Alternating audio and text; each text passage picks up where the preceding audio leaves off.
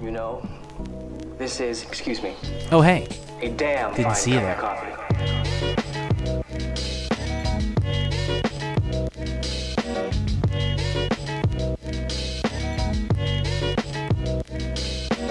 After last week's shorter episode, I'm excited to be back to the climb in the normal format in front of the shelf and back, completely in action and rocking and rolling.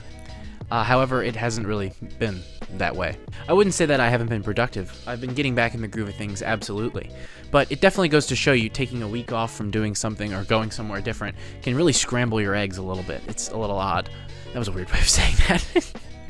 So while I've been able to get back into it, I've found I'm having to kind of get back into the stride again, After you pause to take a break from running, well, you've got to get back into your stride before you start to feel good again, and it can be a bit tough. So that's sort of what this week is.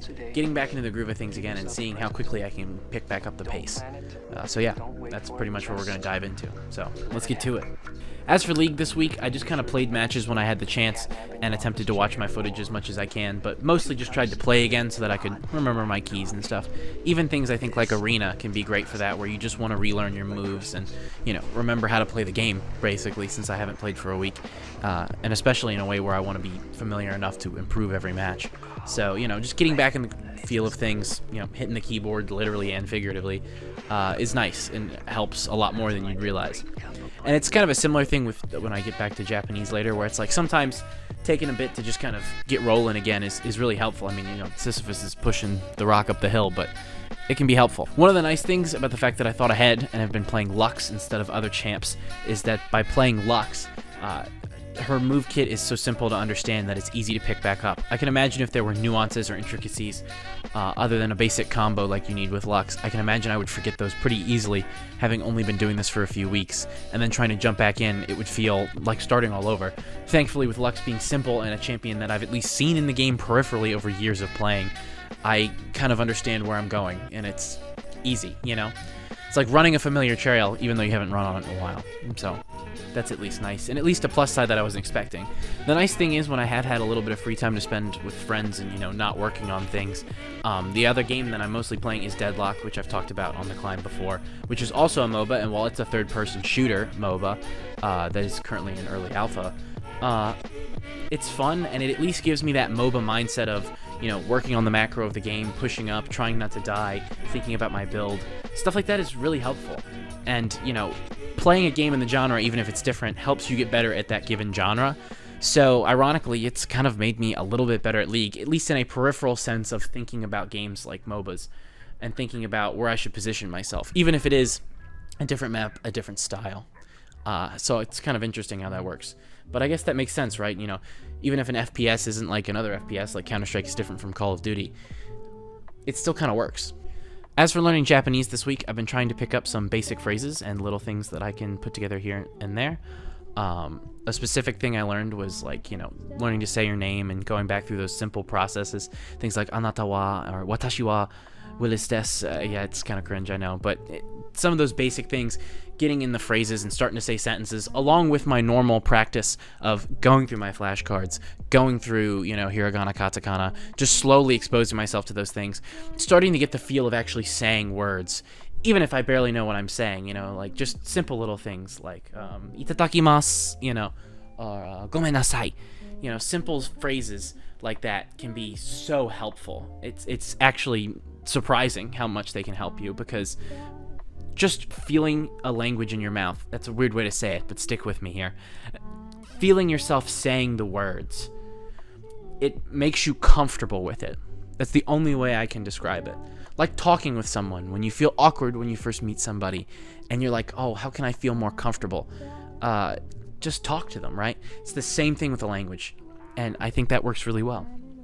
So just starting to say some words, starting to feel things out, just trying to remember some little phrases here and there, and just understanding where to move with it. I think it's been helpful, and it's kind of getting me in the groove of things. So that's been a great way to bounce back as well, and I feel quite confident in myself when doing that. So we'll see how it keeps going in the future. As for exercise this week, it's actually probably been the easiest thing to jump back into, because even though I was on vacation, I was very active while I was on vacation. Even if it wasn't, direct exercise like lifting weights, for example. I almost hit myself with the mic. Things like walking around, getting outside, all these different things has been really helpful with that, and I've felt fairly comfortable getting back into a workout routine. So I guess that's just a testament to the fact that staying active is staying active, and it really helps. On top of that, actually, too, it's been helpful that I've been, receiving minute feedback from, like, using my Apple Watch consistently. It's kind of nice. Giving you little things like, you can do it. Oh, I believe in you so much. You can subscribe to this channel. That's right. You better be subscribed right now. If you're not, it's okay. I understand. It's been nice, too. Having a more cardio-focused workout has allowed me to kind of, get back into the groove of the physicality of everything, but also being able to, feel better when I'm working out. I don't get as exhausted as fast. Now, granted, I say these things and they're not huge changes. It's minute little things. I can run a minute longer than I normally could before. Or when I do my run, even if it is as long as before, I don't feel as dead, or I don't feel as thirsty afterwards and wanting water. My body is getting used to the rhythm I'm putting it in, even if it doesn't fully understand it yet. Another benefit to making these videos is that I found in my personal life I'm better on my feet now. It's kind of like practicing improv comedy almost, right? Like, the more you talk, even though I'm just talking to a camera and into the endless void, it's nice to kind of, think about what I'm saying in the moment versus preparing things in my head and being able to work on the fly. So that's a sidebar of something that's not an intention of this series that is still kind of a nice benefit that I've been able to experience, which is really cool. As for exercise, though, another thing I've noticed in specific is how much...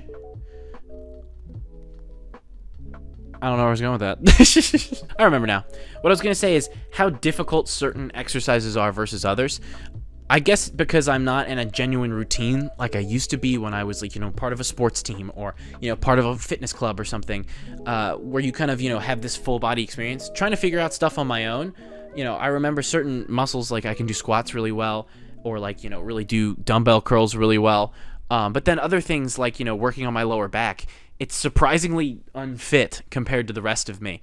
And I've slowly realized that I need to stop, focusing on, oh, I guess I should just do generalized stuff and start working on, like, oh, hey, I feel weaker in some spots. Maybe I should really start to pinpoint those and see why. Because maybe overall those will make me feel better and stronger in a general sense, even if I'm not, the man I want to be, quote unquote, and then figure it out from there. So we'll see, I guess.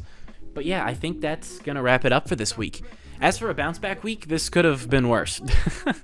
I guess the worst thing that's happening is that I'm recording this quite late at night, and I'm very tired. But other than that, and breaking the fourth wall a little bit, it's been a good bounce back week. Thank you all so much for watching. Getting this weekly support on a series like this is just absolutely awesome. I'm super proud of making these, and I hope that one day this becomes a huge series that people love watching through, because it's just awesome to be able to do this. So, sending so much love out there into the internet, and I hope that all of you have a great time, and I will catch you in the next video. Bye-bye.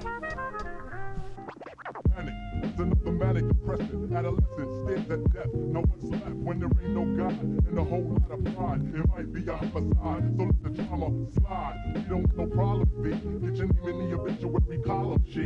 Cause life is too short and it just gets shorter. I wish I had a quarter for all my people. Doing it up, does it take to get you out? Mentality is killer. Instinct is trying to infiltrate.